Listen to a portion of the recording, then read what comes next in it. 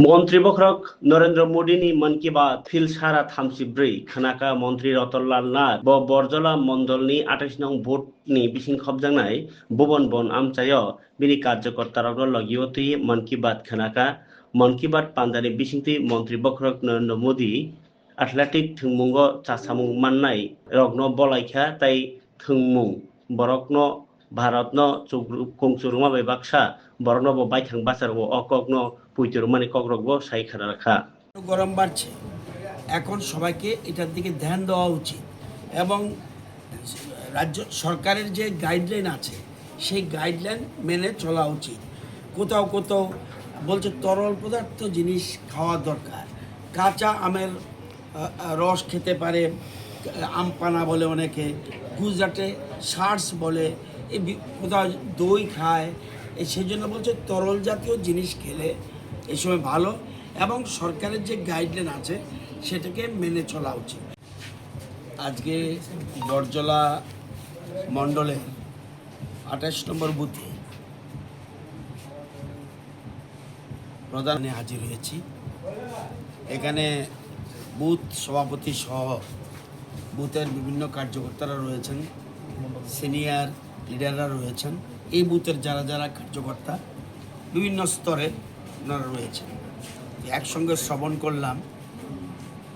এ নিয়ে আজকে নিয়ে প্রধানমন্ত্রী 134টা এপিসোডে ওনার মন কি বাত রেখেছেন।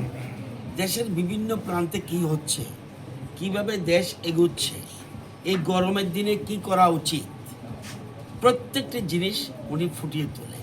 যেমন এখন সারা দেশে গরম পড়ছে, বেশিরভাগ নারী বাহিনী, তো নারী বাহিনী অর্থ কি, দেশের মহিলারা আজকে সবচেয়ে বেশি যুবা শক্তি এবং নারী শক্তির উপরে গুরুত্ব দিচ্ছেন। এবং যত কিছু মনে রাখবেন, যতক্ষণ পর্যন্ত না ওনার কাছে মনে করে, প্রধানমন্ত্রী মনে করে আমার কাছে 4টা জাতি, একটা হলো নারী মহিলা, 2 নম্বর হলো যুবক, 3 নম্বর হলো কৃষক এবং 4 নম্বর হলো গরিব। এই 4টা জাতকে যদি আমি ডেভেলপ করতে পারি তাহলে আজকে সারা বিশ্বকে আমি বলতে পারবো এক ভারত শ্রেষ্ঠ ভারত, এটাকে নিয়ে এগুচ্ছে। এবং ওনার ডাকে সাড়া দিয়ে প্রচুর সংখ্যক 28 নম্বর বুথে বহু মহিলারা এখানে উপস্থিত হয়েছে, অন্যান্য কার্যকর্তারা এসছেন। আপনারা জানেন একের পর এক প্রধানমন্ত্রীর মান কি বাত শুনে একের পর এক রাজ্য আমরা ক্রমশ ভারতীয় জনতা পার্টির দখলে যাচ্ছে। রেকর্ড ভেঙে দিয়েছে, জাতীয় রেকর্ড। যেমন ঝাড়খণ্ডের 2 জন বন্ধু কিভাবে পরপর ন্যাশনাল রেকর্ড ভেঙেছে উনি তুলে ধরেছেন। অঙ্গদানের কথা। আমরা একের সাথে একে যাতে চলতে পারি, অর্থাৎ সকলের তরে সকলে আমরা, প্রত্যেকে আমরা পরের তরে। অঙ্গদানের কথা এটা গুরুত্বপূর্ণ। ছোট্ট একটা শিশুর উদাহরণ দিয়ে উনি অঙ্গদানের কথা তুলে ধরেছেন।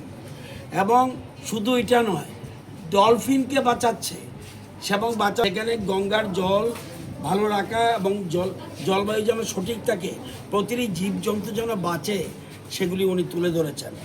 উনি বলছেন অভিযোগ নয়, আপনারা করুন শুরুয়াত। যেমন ধরুন একটা নদীতে এদিকে যদি কোনো নদী থাকে, নদীর জলকে মানে অনেক সময় নোংরা হয়ে যাচ্ছে, করছে না কেন? বলছেন নিজে অভিযোগ তুলবেন না, আপনি নিজে